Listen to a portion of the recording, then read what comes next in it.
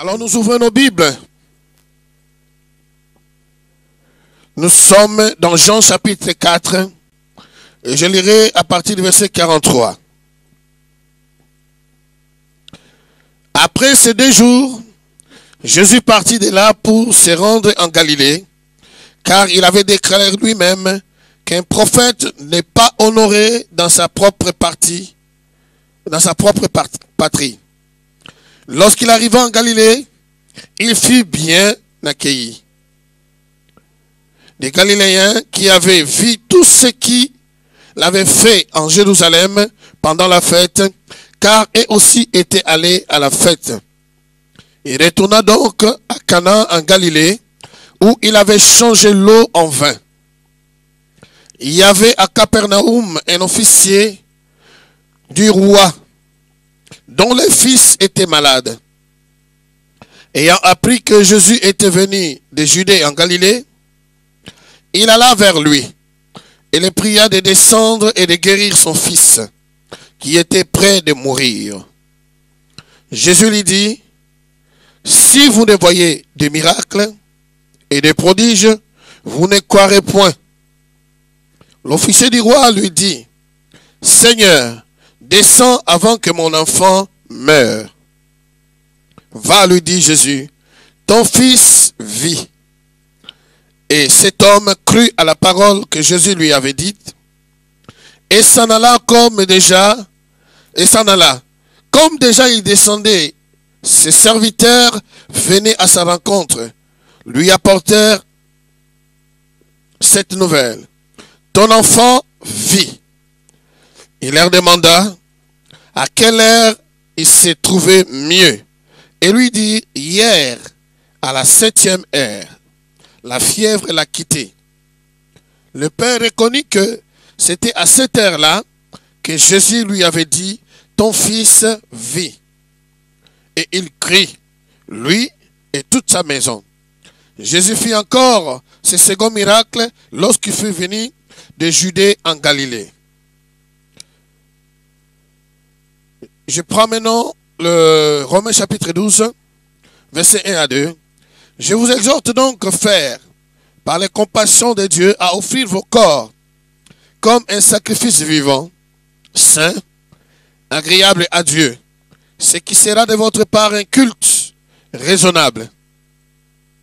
Ne vous conformez pas au siècle présent, mais soyez transformés par le renouvellement de l'intelligence, afin que vous discerniez quelle est la volonté de Dieu, ce qui est bon, ce qui est agréable et parfait.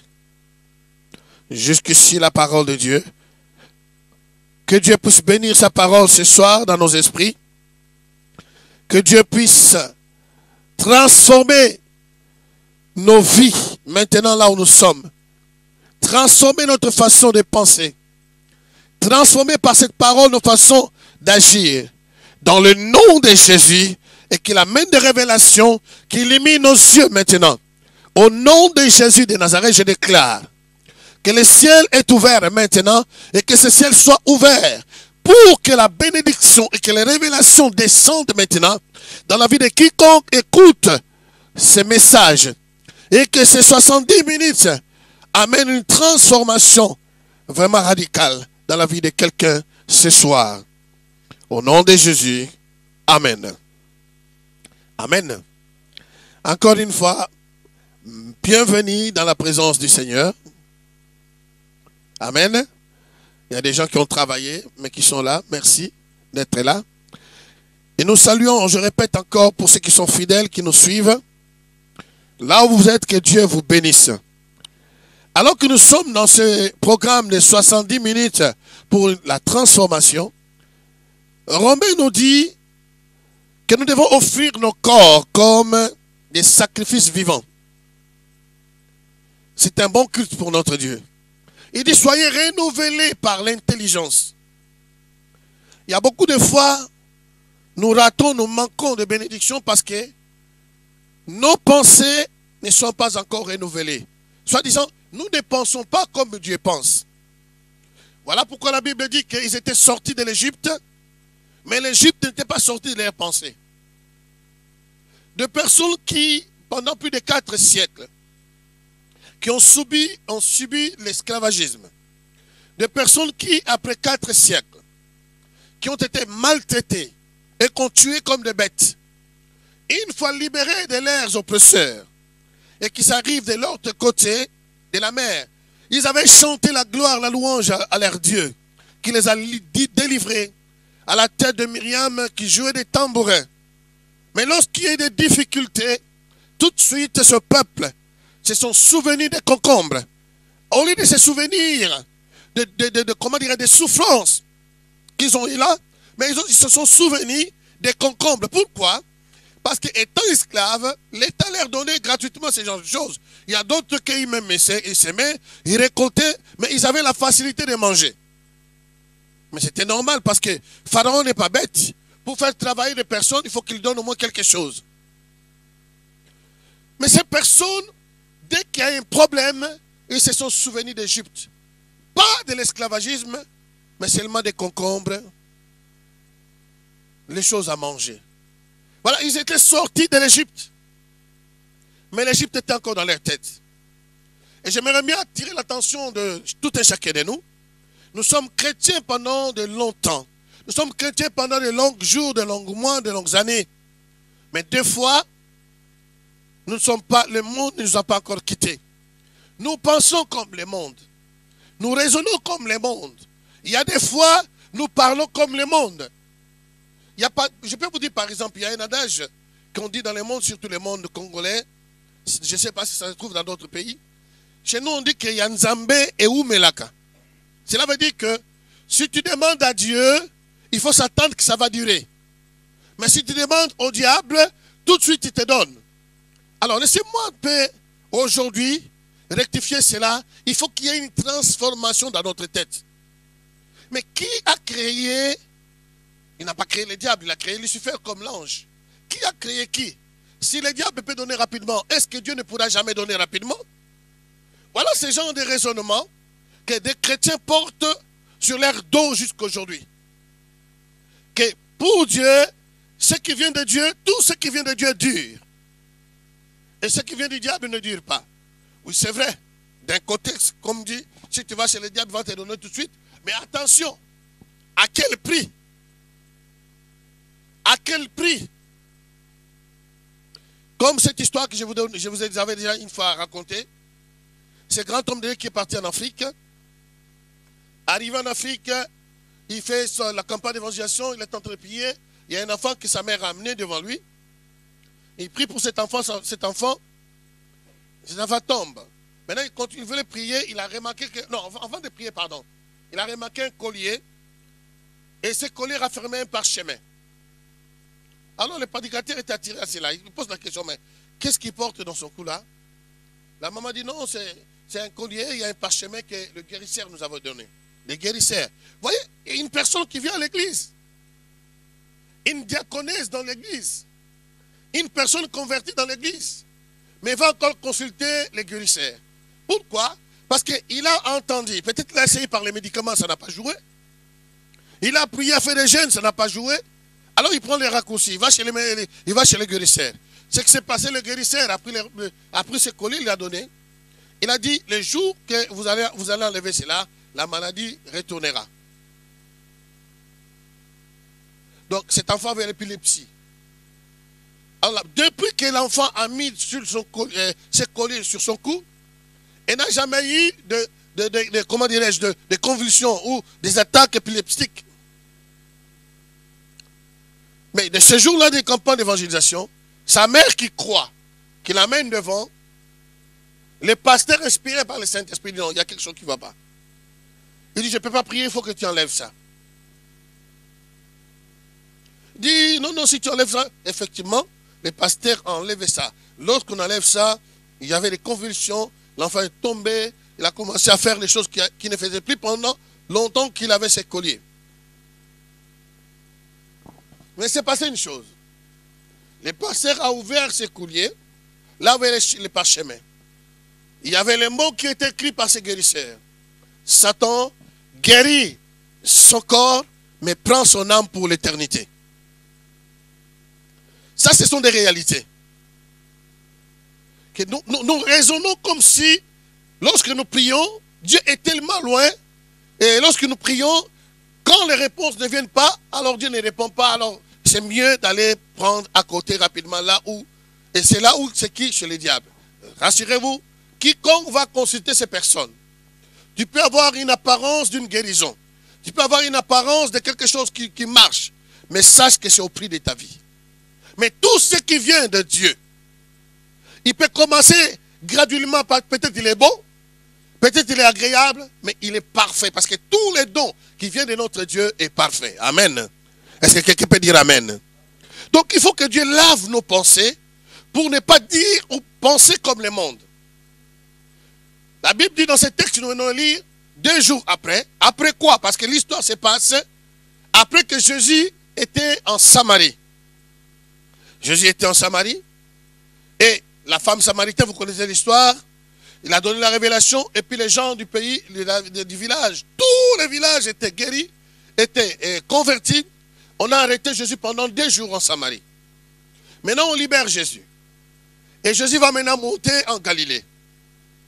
Mais laissez-moi vous dire, avant de rentrer dans l'histoire, la Bible nous dit ceci, il arriva en Galilée. Mais pendant qu'il montait, les textes, les premiers 2 ou 3 versets qui nous disent qu'il montait en Galilée, mais lui-même il dit, un prophète n'est jamais bien accueilli chez lui-même. Il y avait comme une sorte de confusion.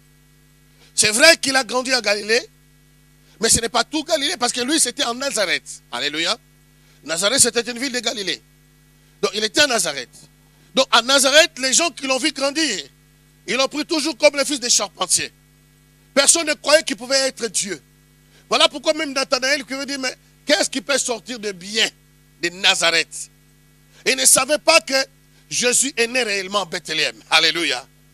Il ne savait pas qu'il était le fils de David, celui dont on attendait, le fils de David, la promesse de Dieu. Alors, quand tu dis ça, ce n'était pas une confusion, mais c'était par rapport à Nazareth. Mais par contre, il y avait d'autres villes qui croyaient encore à lui. La Bible dit qu'il passa en Canaan. À Canaan parce que c'était à côté. Là où il a fait les premiers miracles. Alors, quand je me suis en train de me voir méditer cette parole, Jésus retourne là où il a fait les miracles. Pourquoi il n'est pas allé à Nazareth? Parce que lui-même il a déclaré que personne n'a cru en lui. Laisse-moi te dire, il y a des gens qui croiront en toi aussi longtemps que tu es chrétien et jusqu'à ce que tu vas finir ta vie chrétienne. Mais il y a des personnes qui ne croiront jamais en toi. Alléluia. Mais peu importe qu'ils croient ou pas, sache que tu as Dieu et continue ton chemin. Alléluia. Alors la Bible dit que quand il arrive en Canaan, tout le monde s'était émerveillé de voir celui qui a opéré les miracles. Alors, on s'arrête un peu là. Et nous réfléchissons sur ce qui s'est passé. Donc Jésus est en train maintenant, là où il a eu la gloire. Or, cette gloire, dans Matthieu chapitre 1, verset 21, la Bible nous dit, l'ange dit à Joseph, il dit, ne crains pas de prendre ta femme Marie, parce que l'enfant qui vient du Saint-Esprit, donc à partir du verset 18, mais le verset 21 dit clairement, c'est lui qui sauvera son peuple de ses péchés. C'est lui qui sauvera son peuple de ses péchés. Alors, si Jésus doit sauver son peuple de ses péchés, ça c'était la mission de Jésus, on lui donnera le nom de Jésus, et c'est celui qui sauvera son peuple de ses péchés. Donc il a une mission de venir sauver son peuple du péché. Alors tout le monde attend de cet enfant, de cet homme, de ce prophète, de celui qui va sauver du péché. On attend le premier miracle. Et je pense que pour ceux qui sont parents, ou ceux qui ne le sont pas, vous avez toujours vu que le premier pas de l'enfant a toujours été compté parce que l'enfant se lève, il tombe, et le jour qu'il va faire 2 pas, le papa ou la maman va crier, Atamboli, Atamboli, Atamboli. Alléluia. Le premier pas de Jésus était très important. Alors, nous attendons qu'il sauve les pécheurs, mais on l'appelle, on l'invite dans un mariage. Jésus est invité dans un mariage, et dans ce mariage, il transforme l'eau en vin. Voilà pourquoi c'est très important que je me suis appuyé là. Pourquoi le premier miracle, il y avait une transformation de l'eau en vin. Et nous sommes en train de parler de 70 minutes pour une transformation. Laisse-moi te dire que la transformation est possible. Alléluia. Voilà pourquoi j'avais intitulé ce titre, donc ce message, Extra dans la parole. Extra dans la parole. Extra, donc j'ai coupé extra, donc c'est extraordinaire. La parole qui sort de Jésus-Christ ne pourra jamais être comparée par la parole du diable. Comme certains pensent que non. Ce qui sort de Jésus de la bouche, cette parole est puissante et est extraordinaire. Les extras sont dedans dans sa parole. Et qu'est-ce qui s'est passé? La Bible nous parle de cette histoire. Comme il a été invité, il arrive, et puis ils ont manqué le vin. Vous connaissez l'histoire, je vais rapidement parce que c'était pas ça. Mais c'est important que je parle de cela, parce que c'est là où Jésus fait les miracles maintenant. Alors on lui dit que sa mère dit, voilà, ils n'ont plus le vin. Et Jésus répondait, mais qu'est-ce qu'il y a entre moi et toi, femme? Et bon, tout vous savez. Et puis Marie va. Elle avait la foi. Jésus dira au serviteur, parce qu'il y avait là 6 vases aussi, comment vous dire, 6 vases. On peut appeler ça des vases. Nous avons vu ces vases-là. Quand on parle de vases, on pense que c'est des choses petites comme ça. Mais une affaire, c'est grand, hein? Énorme. Nous venons de les voir en Israël. C'était vraiment énorme, une chose comme ça. Et 6 vases, il y avait dans certaines 80 litres et dans d'autres 120 litres. Mais Jésus dira aux disciples, disons à ses serviteurs, pas à ses disciples. Parce que si c'était ses disciples, on allait dire que ses disciples ont plongé quelque chose ou pour faire changer l'eau en vin. Pour qu'il n'y ait pas de doute dans les miracles de transformation du vin, Jésus dira aux disciples, aux serviteurs, remplissez d'eau. Remplissez d'eau. Il n'a pas dit remplissez le vin. Et l'eau, il n'a pas dit remplissez parce qu'en Israël à l'époque, effectivement, il y avait le vin qui était aussi, comme on peut dire, gardé, qu'on pouvait aussi diluer, comme aujourd'hui il y a des sirops, comme on dit, il y a des sirops. Mais donc, il a dit remplissez d'eau. Il y avait déjà de l'eau, mais que tous les jarres, tous les vases qui sont là, 6, il faut qu'ils soient remplis jusqu'au bord. Et que tout le monde voit que c'est de l'eau. Tout le monde a vu que c'était de l'eau ce qui était là. Les serviteurs ont vu que c'était de l'eau. Pendant qu'il leur dirait, puisez maintenant et allez donner à l'ordonnateur de la fête. Ils ont puisé à leurs yeux. Ils ont puisé de l'eau. Ils ont donné, ils ont porté à l'ordonnateur. Les serviteurs savent que nous avons puisé de l'eau. Mais la distance qu'il part jusqu'à l'ordonnateur, l'eau est transformée en vin. Et mais de quel vin? Parce que tous ceux qui ont bu ce vin, on dit qu'on n'a jamais bu de vin comme ça. C'est excellent. Or, chers amis, pour avoir le vin qui est excellent, il faut qu'il y ait, partons dans la base, il faut qu'il y ait la base au moins des raisins. Et si, à moins que vous créez avec autre chose, mais il faut qu'il y ait la base avec des raisins. Ce fruit de la vigne. Et ce fruit de la vigne ne donnera jamais du vin le même jour. Il faut que ces raisins soient écrasés. Et ces raisins écrasés doivent être fermentés. S'il n'y a pas la fermentation, ces raisins écrasés ne deviendront jamais du vin. Hello? Vous êtes là? Je voulais entendre un bon amen, un bon amen. Donc, écoutez, chers amis, c'est la parole qui est sortie de Jésus. Plusieurs fois, nous regardons ces textes, nous voyons seulement qu'il a transformé l'eau en vin. Mais moi, je vous amène aujourd'hui de voir l'extraordinaire, la puissance extra qui est dans la parole. Et je vous amène aujourd'hui, je nous amène à aimer la parole, à vouloir la parole, à étudier la parole, à méditer la parole, car la parole de Dieu est la source de toute transformation possible. Alléluia. Alléluia. La parole de Dieu est la source de toute transformation. Et de quelle parole on parle? Ce n'est pas passé 10 jours, ce n'était pas des années pour arriver à un bon vin, mais le même jour, au même instant, je vous amène à voir c'est ça. Je vous amène à voir ce qui se passe. Lorsqu'il a libéré la parole, amenez, puisez maintenant, allez donner à l'ordonnateur. L'ordonnateur, lorsqu'il prend le vin, les serviteurs savaient. il pose la question, va chez les mariés, il dit, mais ça ne va pas la tête, non? D'habitude, on donne les bons vins. Lorsque les gens seront ivres, ils ne vont plus se rendre compte. Alors nous allons donner tous les mauvais vins qu'on a. Ils ne pourront plus distinguer ni comprendre qu'est-ce que nous sommes en train de boire. Même si on peut siéger comme la monnaie, parce qu'il est déjà saoul. Alléluia. D'habitude, on dit à cet homme, d'habitude, ça veut dire que dans toute la fête qui s'est passée, c'était leur affaire. Ils donnaient le bon vin, tout le monde appréciait parce que tout le monde est normal. Ils appréciaient, ils avaient tous les bons sens. C'est bon, c'est bon. Mais lorsque quelqu'un est ivre, tu peux lui donner n'importe quoi, il peut te manger. Je ne veux pas dire, je m'arrête là. Alléluia. Alors, il dit, mais comment, qu'est-ce que vous avez fait? Mais les serviteurs savaient d'où venait ce vin. Laisse-moi te dire, si tu es serviteur, tu sauras d'où vient le vin. Le vin ne vient pas des jarres. Le vin ne vient pas de quelqu'un. Mais le vin vient de la parole qui est sortie de notre Seigneur. Sa parole à l'extraordinaire. La puissance qui transforme. Voilà pourquoi j'appelle vraiment. Beaucoup aiment les miracles. Beaucoup veulent la guérison. Mais ils ne veulent pas la parole. Voilà pourquoi vous passez à côté. Il faut aimer la parole. Il faut vouloir la parole. Écoutez la parole de Dieu parce que de là viendra la foi. Et de la foi, la guérison va couler tout. Donc voilà maintenant dans cette situation, Jésus se trouve de nouveau dans cette ville de Cana. Donc tous ceux qui l'avaient vu, ils ont reconnu que cet homme a une puissance incroyable. Mais eux-mêmes cherchaient encore les miracles. C'est là où il y a les problèmes. Les gens, au lieu de chercher Jésus, au lieu de croire à sa parole, mais ils cherchaient les miracles. Aujourd'hui, nous avons des chrétiens, beaucoup de chrétiens. Ils vont à l'église, ils font tout ce qu'ils peuvent faire.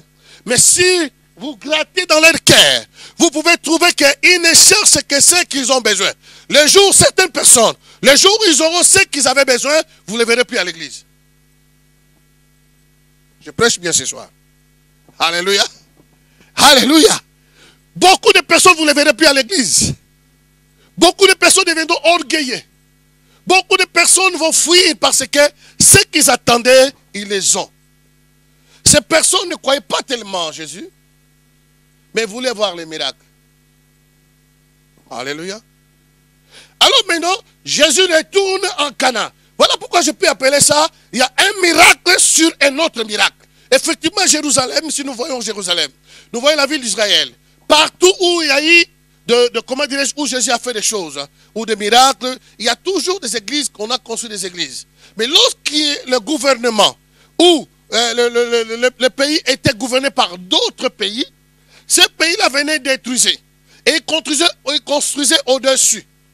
Laisse-moi vous dire, vous allez trouver, il y a des plages où vous trouvez peut-être 3 ou 4 stratos, je ne sais pas comment on dit ça en français. Il y a les Perses peut-être, ou les Romains qui ont construit. Lorsque les personnes sont venues, ils ont détruit. Parce que la ville de Jérusalem en soi a été renversée au moins plus de 17 fois. Et vous pouvez compter même beaucoup de choses. Alléluia. C'est pas ça notre problème. Mais moi, je voyais maintenant. Jésus est en train de construire un miracle sur un autre miracle. Le miracle de transformation. Là où il a fait cela, c'est là où il se retrouve maintenant. Mais la Bible nous dit, un officier du roi venait de Capernaum. Et il avait son fils mourant. Écoutez, lorsque la Bible dit que le fils était mourant, ça veut dire qu'ils ont vérifié. Alléluia. Ça veut dire que quelqu'un qui est mourant, vous connaissez les signes, les symptômes d'une personne qui est en train de vous laisser. Il était officier du roi. Il travaillait. Il avait une personne qui avait les contacts avec les gens qui sont très élevés. Mais il a entendu parler de Jésus. Lui, il habite à Capernaum. Certaines personnes disent qu'entre Capernaum jusqu'à Cana, c'est à peu près, comment dirais-je, 32 km. D'autres disent c'est 25 km. Peu importe, alléluia. On ne va pas discuter sur les 25 km ni les 32. Prenons maintenant les 25 qui est moins. Prenons le 25 qui est moins.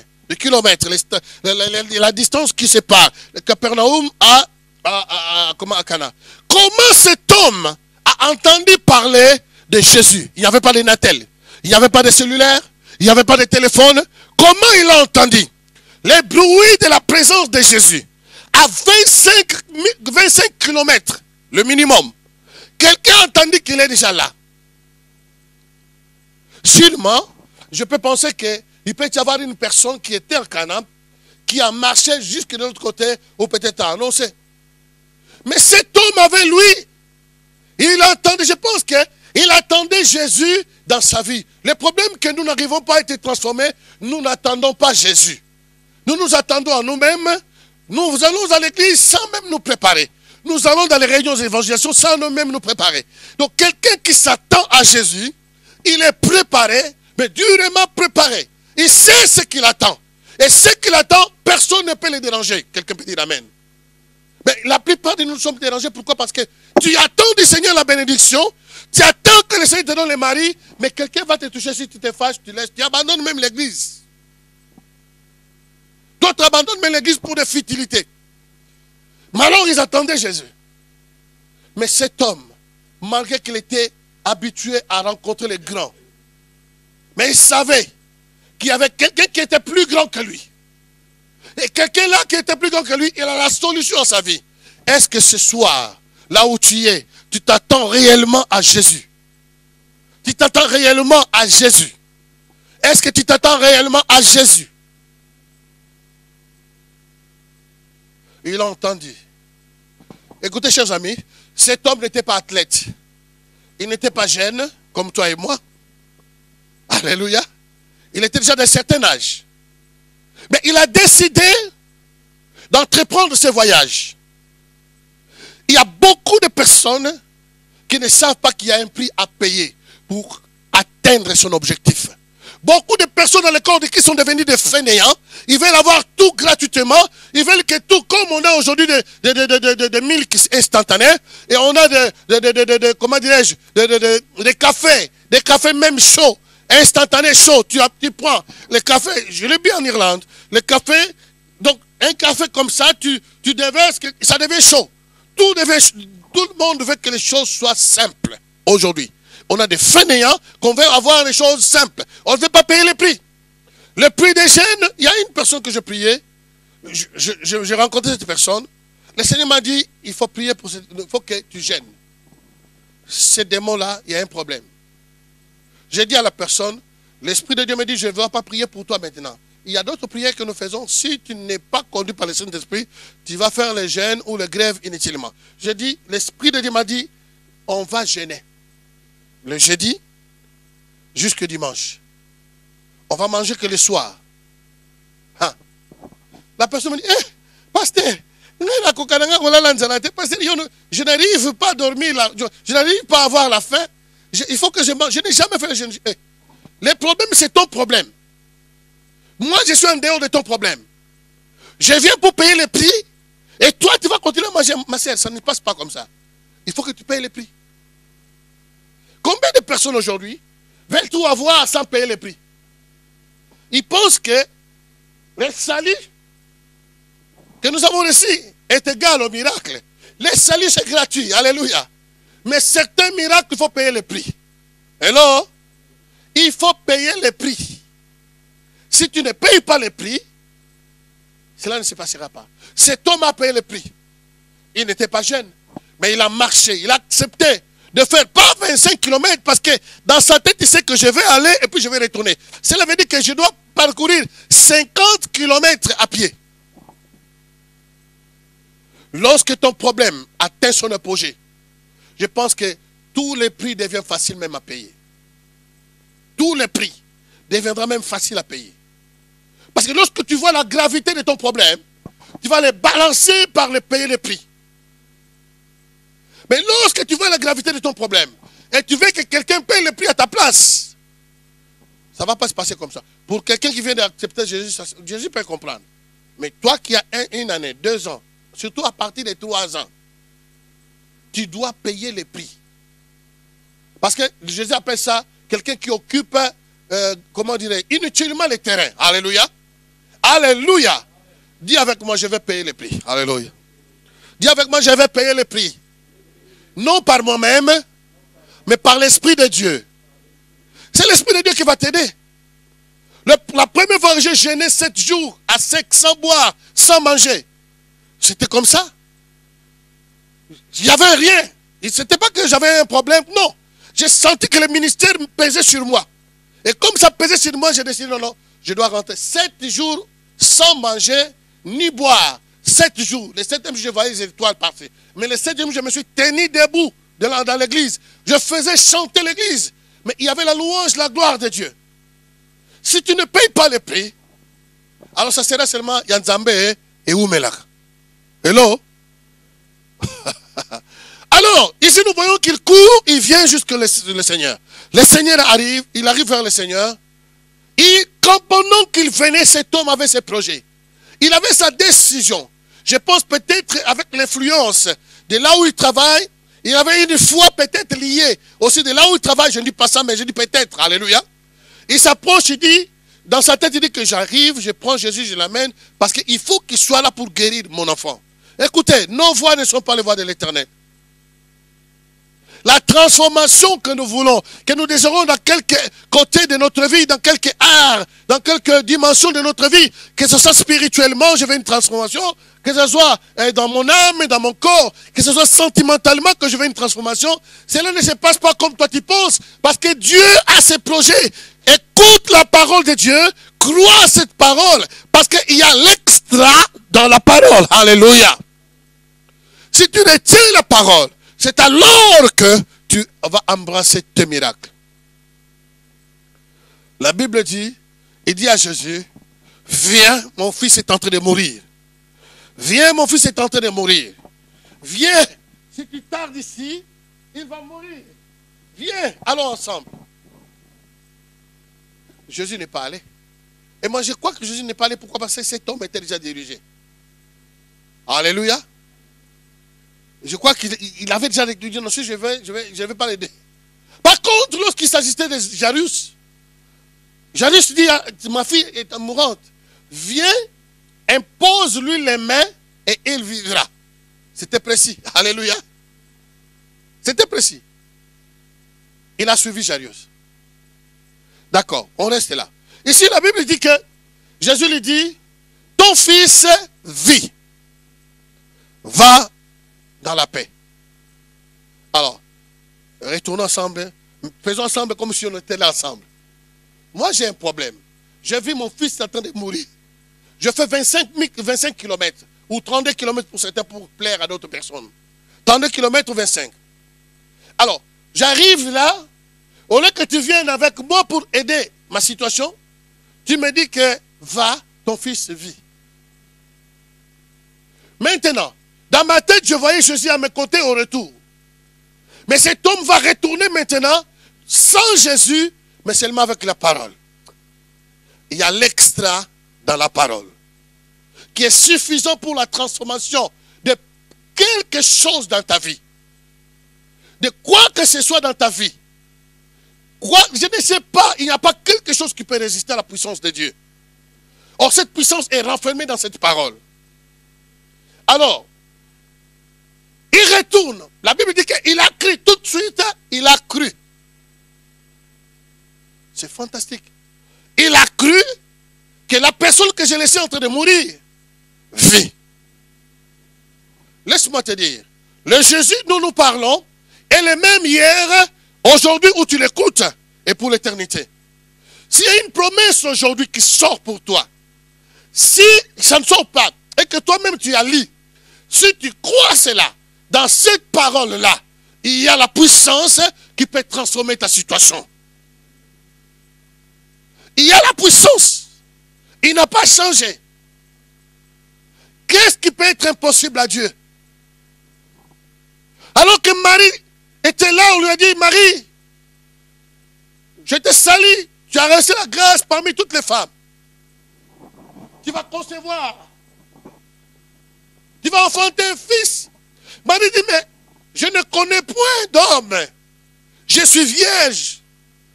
L'ange lui dit, Marie, ne crains point. le Saint-Esprit viendra sur toi. Le Saint-Esprit viendra sur toi. Le Saint-Esprit viendra sur toi. Je prie maintenant que le Saint-Esprit vienne sur toi là où tu écoutes la parole. Je prie maintenant que le Saint-Esprit descende maintenant là où tu es.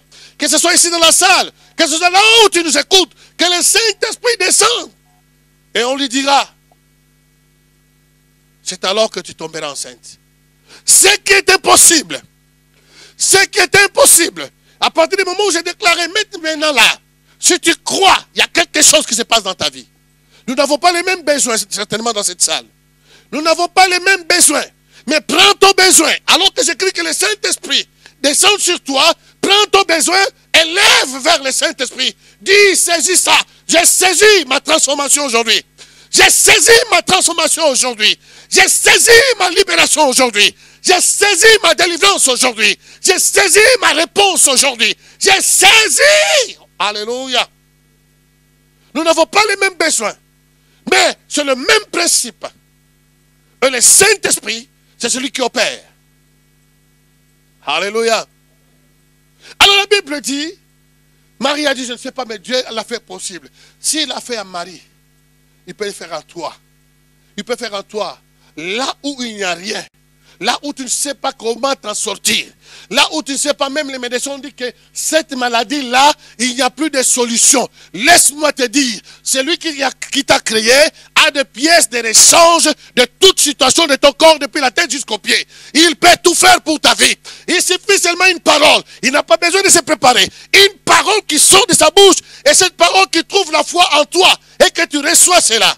Ton fils vit. Laisse-moi te dire, ton cas vit aujourd'hui. Alléluia.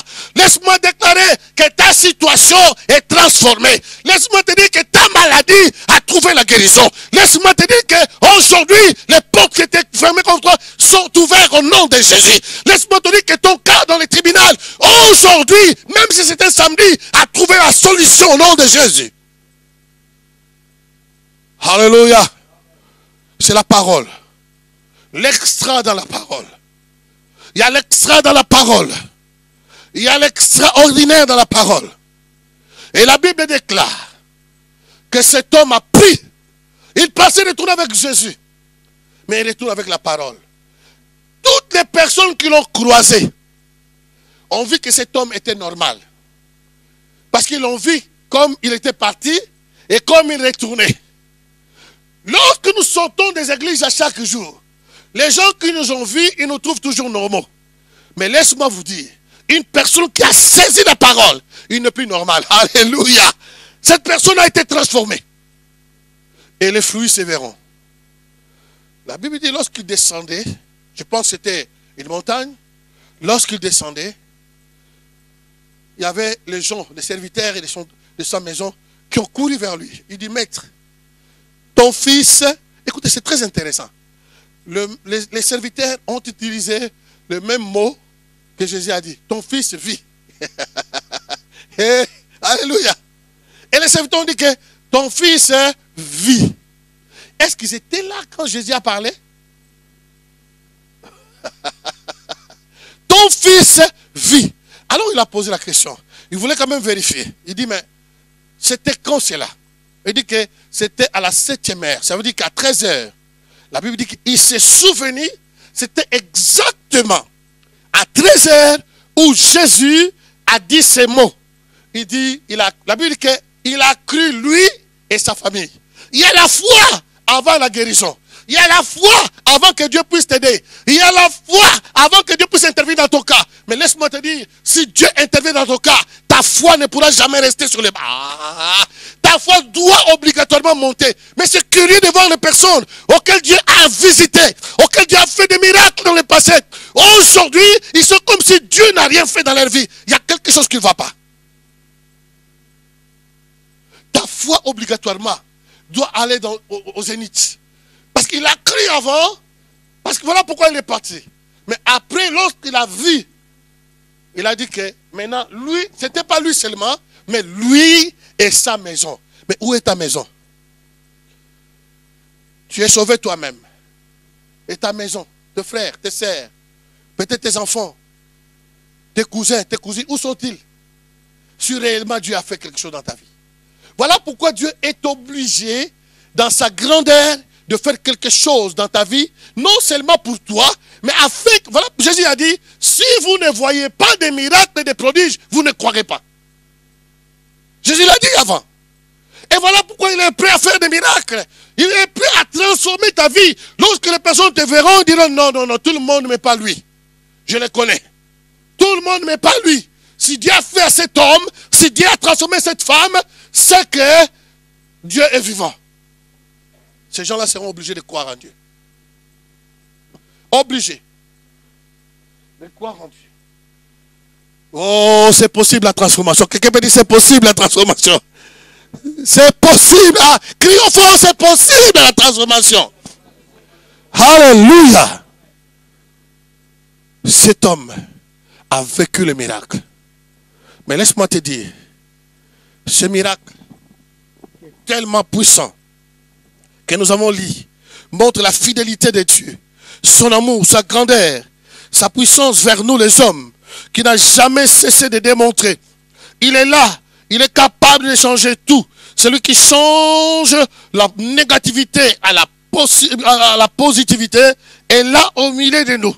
Alors la Bible dit que lorsque Jésus a guéri cet homme, il a confirmé ce qu'il disait.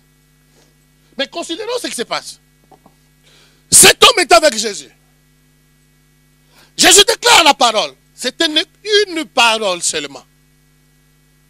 La parole de Dieu peut être écrite ou elle peut être parlée comment? Audit. Alors, je ne sais pas. Vous comprenez? Alors, il dit, ton fils vit. Au même instant, cette parole, la Bible dit que l'homme s'est souvenu. C'était à 13h que Jésus a libéré cette parole. Écoutez très bien. C'était à 13h que Jésus a libéré cette parole. Il a cru. Comment il a cru? Il a compris. Moi, j'ai fait 25 km ou 32, comme vous voyez, peu importe. J'ai fait 25 km. Mais Jésus, il a dit un mot. Il a dit, il vit. À cet instant-là, la parole de Dieu a une vitesse plus que supersonique. Cette parole puissante. Oh, quelqu'un peut dire qu'il y a jamais oui, Melaka. Tu ne connais rien, tu ne sais rien. Il faut transformer ta pensée. La parole de Dieu, prononcée à 13h, à même 13h, quelques secondes après, le fils était guéri à plus de 25 km. À plus de 25 km, la parole libérée. Ici, plus de 25 km, le fils a été guéri.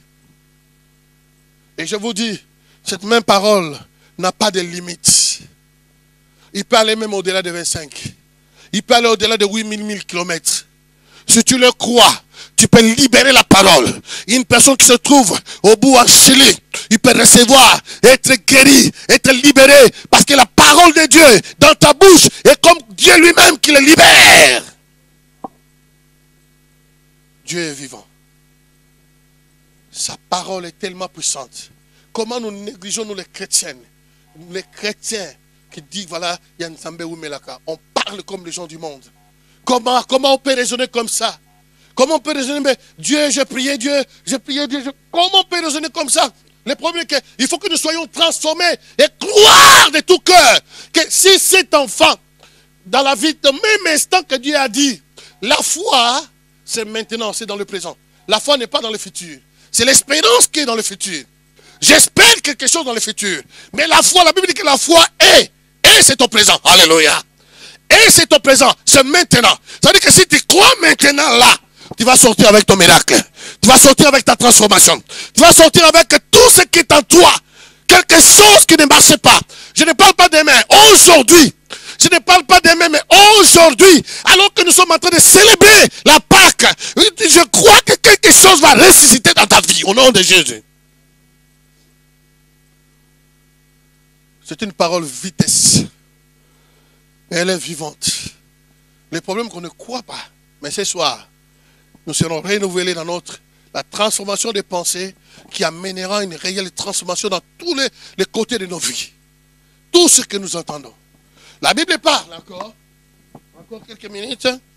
Je prends la parole de Dieu qui va nous aider encore peut-être. Là nous sommes dans le livre de 1 roi, chapitre 18, au verset 41 à 46. J'ai coupé cela, mais vous pouvez lire ça en long en large. Et Élie dit à Akab, monte, Élie dit à Akab. Donc ça c'est pour ceux qui nous suivent. Hein. Donc c'était après que Élie a défié les 450 prophètes de Baal et ceux des Astatés. Donc ils étaient plus de 800. Alléluia. Ce n'était pas 400 seulement, ils étaient plus de 800. Lorsqu'il les a défiés, et il a amené Israël à se réconcilier avec Dieu. Et à partir de ces jours-là, la Bible dit, Israël est tombé face par terre dans l'adoration. Parce qu'ils ont compris que le Dieu d'Élie, c'est le véritable. Il a répondu par le feu. Mais maintenant, Élie, quand il a fini, il a égorgé tous les prophètes. C'est à partir de là que nous lisons cette histoire que nous sommes en train de lire. Et Élie dit à Akab, monte, mange et bois, car il s'est fait un bruit qui annonce la pluie. Akab montant pour manger et boire. Mais Élie monta au sommet. Disons ensemble au sommet. Disons ensemble au sommet. Encore plus fort au sommet. Amen. Il dit, mais Élie monta au sommet. Et se passant contre terre, il mit son visage entre ses genoux. Et dit à son serviteur, monte, regarde du côté de la mer. Le serviteur monta, il regarda, il dit, il n'y a rien. Élie dit, 7 fois, retourne, et à la 7e fois, il dit, voici un petit nuage qui s'élève de la mer, et qui est comme la paume de la main d'un homme. Élie dit, monte, et dit à Akab, attelle et descend, afin que la pluie ne t'arrête pas. Afin que la pluie ne t'arrête pas. En peu d'instants, le ciel s'obscurcit par les nuages. Le vent s'établit et il y eut une forte pluie. Akab monta sur son char et partit pour Jezreel. Et la main de l'Éternel fut sur Élie, qui se saignit les reins et courut devant Akab jusqu'à l'entrée de Jezreel. Chers amis, le verset 46 nous dit, la main de l'Éternel fut sur Élie, qui se saignit les reins et courut devant Akab jusqu'à Jezreel. Ici nous voyons, lorsque Dieu participe, lorsque Dieu intervient dans la situation de ma vie, il faut qu'il y ait des extras. Alléluia. Il faut que les miracles qu'il fait doivent être des extras. Parce que si c'est normal, même les mondes, ils font la même chose. Alléluia. Les mondes font la même chose. Ils sont capables de reproduire les serpents que Moïse a fait le premier tour. Ils sont capables de produire les choses. Mais à un certain moment, il faut qu'il y ait la différence. Qui a fait quoi? Si c'est Dieu, nous saurons que c'est Dieu. Si c'est les démons, nous saurons parce qu'ils sont limités. Alléluia. La Bible dit, lui, il monta au sommet. Akab était presque en bas. Il a mangé selon l'ordre du prophète. Après avoir mangé, la Bible dit qu'après cette fois que Élie envoya son serviteur, il a vu une forme de nuage qui était vers la mer et qui venait. J'aimerais quand même ouvrir une parenthèse. Lorsqu'on lit dans la Bible, on voit les mers. En Israël, le mer, lorsque vous lisez les lac ou mer ou fleuve, le mot en hébreu c'est la mer. Mais il ne distingue pas. Parce que la plupart des miracles que Jésus a fait à Nazareth, comme ou à Tibéria, c'est un lac. Alléluia. Mais ils appellent les lacs mer. Le fleuve mer. Le mot qu'ils utilisent en hébreu c'est mer. Alléluia. Alors il a vu le nuage qui venait vers la mer. Il dit que je vois le nuage en forme de main d'une personne. Chers amis, il y a des fois que Dieu t'a répondu, mais tu n'as pas saisi la foi. Parce qu'il y a des réponses qui demandent des actions de foi pour déclencher dans la totalité, dans la rapidité. Je répète, il y a des choses qu'il faut répondre avec des actes ou des principes, des actes de foi pour activer la rapidité de ce que tu entends. Il a vu le nuage qui était petit. Beaucoup de personnes parmi nous. Dieu commence seulement à agir. On lui pose des questions. Comment ça va? Ah, mais c'était seulement... Le petit qui vient là, si tu n'arrives pas à remercier Dieu, comment tu remercierais dans les grands? Il a vu le petit nuage. Il a compris. C'est un Dieu. Lorsqu'il commence par le petit, ça va agir. Donc il agit maintenant par la foi.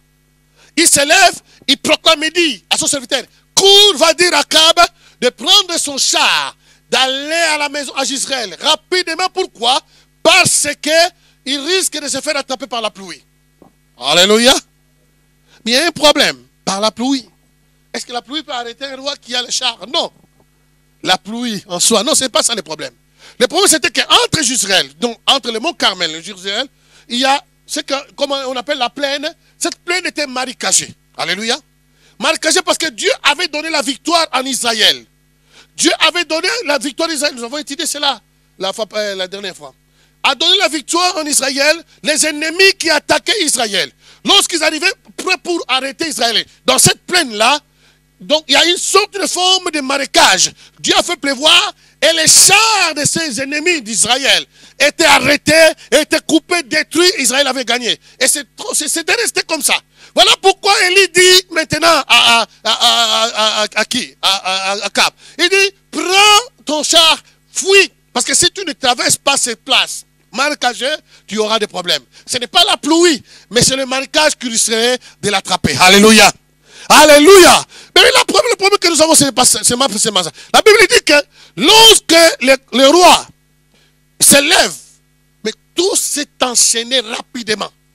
La Bible dit que rapidement, les nuages, rapidement les vents, c'est-à-dire rapidement la pluie. Parce que lorsqu'on agit par la foi, et le principe de foi, des actes de foi qui répondent au premier pas que Dieu vient vers nous, nous activons la rapidité de nos réponses. Hello? Et si la Bible dit qu'il a commencé à courir, à aller avec son char, mais dans ce moment-là, nous savons que les chars de roi étaient toujours accompagnés des vents on les appelle des coureurs. Mais ce jour-là, comme il s'agissait d'un ordre qui venait du prophète, et puis les rois savaient, et rappelez-vous, entre le mont Carmel jusqu'à Israël, nous avons 30 km. Hello? Là c'est précis. 30 km. Nous avons 30 km. Il va parcourir 30 km. Il faut qu'il court vite pour passer ces zones marécagées. À ce moment-là, il n'y a pas de coureurs qui vont aller devant pour préparer le chemin du roi. Alléluia. Parce que la pluie commence à battre, à tomber. La pluie tombe. Et la Bible dit, l'homme de Dieu qui était au sommet, le roi était déjà en train de parcourir. L'homme de Dieu qui était au sommet, il a saint serein. Vous savez ce qu'Éphésiens dit? Éphésiens dit que dans nos oreilles, qu'est-ce qu'on fait? On va serrer ça avec quoi? La ceinture de quoi? C'est la vérité. Alléluia. La ceinture, c'est la vérité. Alléluia. Et la vérité, c'est la parole de Dieu. Donc voilà pourquoi je vous dis que la parole de Dieu est la base de toutes les transformations. Si on ne les sait pas, c'est impossible de vivre des miracles. C'est impossible. Nous allons vivre de temps en temps les gouttes de miracles par sa miséricorde, par ses compassions. Mais le véritable miracle du jour au jour, jamais. Élie, qui était au sommet, il a serré sa ceinture. Pour nous, nous avons la révélation que c'est la parole de Dieu. Ça veut dire qu'il a pris la parole et il a prononcé cette parole. Il a dit, mais cet homme-là, aujourd'hui n'a pas de coureur. Seigneur, laisse-moi faire un coureur devant cet homme. Que cet homme, aujourd'hui, doit savoir qui tu es. Il a vu ce que tu as fait au mont de Carmel. Il a vu ce que le feu est descendu, mais il doit avoir plus que cela. Lui qui a donné le message au roi, le roi qui court, la Bible dit, il a ceint sa ceinture et la main de l'Éternel était... Le beau Konanzam, alléluia. La main de l'Éternel était sur lui. La différence est que quand la main de l'Éternel est sur nous, c'est ça la différence. C'est ça la différence. La main de l'Éternel était sur lui. Et la Bible dit, il a commencé à courir. Vous avez jamais vu de chars de roi Et qu'un homme qui courait à pied, l'homme qui court à pied commence à dépasser les chars. Il a dépassé les chars. Il était devant les chars. Il a couru pendant 30 km sans se fatiguer, sans s'arrêter, non-stop. Si ce n'était que la main de l'Éternel. Et cette main-là, dans l'Ancien Testament, c'était différent. Dans le Nouveau Testament, il nous parle par le Fils au travers de la parole. Si tu reçois cette parole, si tu veux, tu resserres cette parole. Voilà pourquoi le psalmiste qu'elle criait. Il dit, je serre ta parole dans mon cœur pour ne pas pécher contre toi. Il a envoyé sa parole et sa parole est guérie. Il est derrière sa parole pour l'accomplir. Aime la parole de Dieu. Et la parole qui est puissante. Nous allons nous lever là où nous sommes.